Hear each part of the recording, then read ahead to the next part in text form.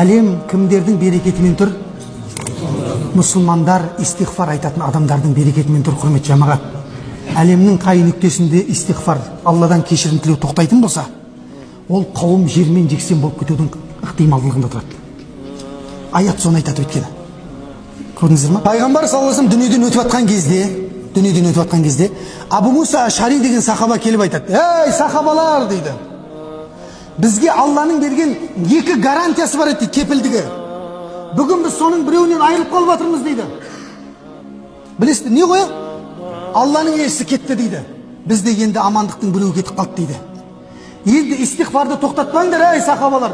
Егер истиғфар тоқтаса, онда біз де кетеміз деп айтты дейді. Көрдіңіздер ме? Қандай нәрсе, субханалла. Сондықтан жаңағы іште қалып қойып жатқан сұрақтарға жауап беріп кетіп жатқам ғой. Неге Мұхаммедті азаптап жатыр саллаллаху алейхи ва салламды? Неге бұларға азап түспейді?